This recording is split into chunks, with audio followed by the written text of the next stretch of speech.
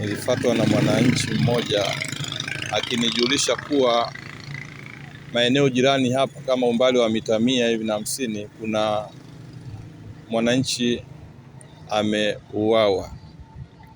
Basi mimi kama kiongozi nilazimika kujiandaa na kwenda pale kumuona mwananchi huyo. Baada ya kufika pale pia nimekuta kuna baadhi ya wananchi pia wamekwisha kusanyika kwa ajili ya kumwangalia, lakini pia walikuwa bado hawajamtambua. Pamoja na kumwangalia na kuhitaji kumpa huduma kwa maana ya kutoa taarifa jeshi la polisi, pia nilikuwa bado sijamtambua.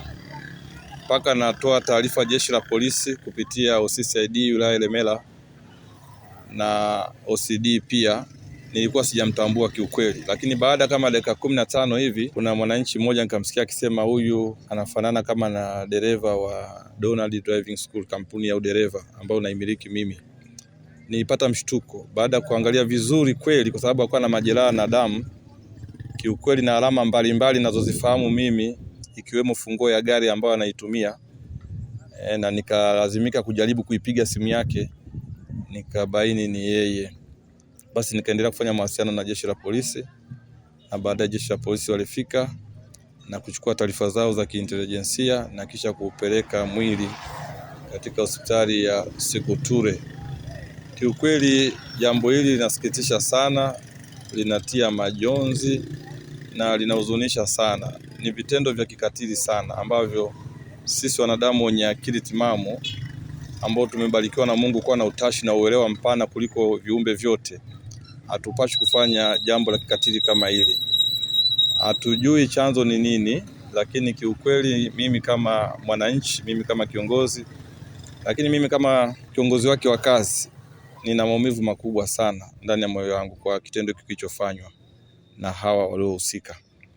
Kwa hiyo sina kubwa sana la kusema zaidi ya maumivu tu, lakini vitendo hivi vinapaswa kukomeshwa sana na mamlaka husika. Matendo kama haya yasiendelee kujitokeza ya kukatili uhai wa mwanadamu. Kwa upande wa kuhisia kwamba kuna mivutano ya kimaisha au ya kijamii baina yeye na mtu au na makundi, kiukweli napata shida sana kuhisi hicho kitu, na ndio maana hata kifo chake kinanisikitisha.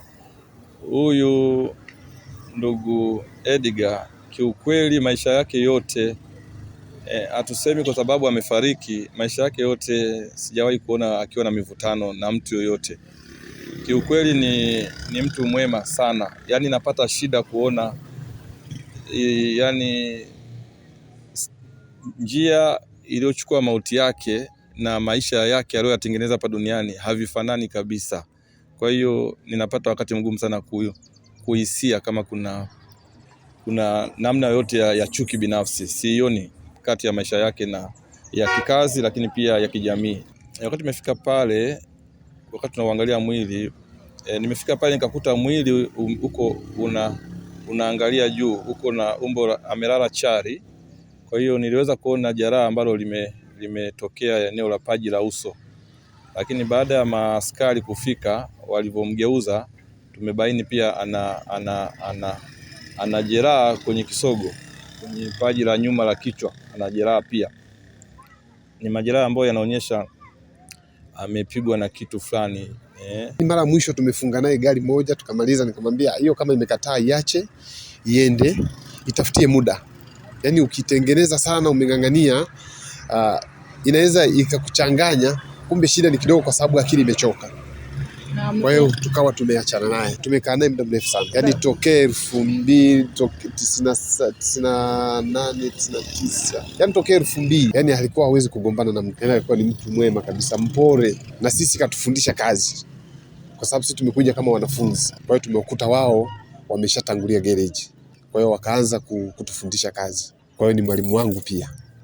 Yaani kifo chake kwa kweli, yaani kimenishtua sana. Kwa kweli hizi taarifa zimetustua sana kwa sababu ni mtu ambaye toka jana tulikuwa naye, tumeshinda naye vizuri na hakuwa na tatizo lolote, alikuwa mzima. Kwa hizi taarifa tumezipokea kwa majonzi asubuhi. Rafiki yangu akanipigia simu akaniambia yule mfanyakazi wa Dona Bwana Evans amefariki. Inaonekana kama vile ameshambuliwa na watu wasiojulikana. Sasa sina uhakika ameshambuliwa au sina uhakika, lakini mwili wake uko hapo minazi mitatu hapo chini mnadani. Kwa hiyo ndo tukaja asubuhi kweli tukamkuta. Yaani hichi kifo kinatushangaza. Kwanza hatujui kimetokea saa ngapi na kwa njia ipi mpaka imefikia yeye amepoteza uhai wake.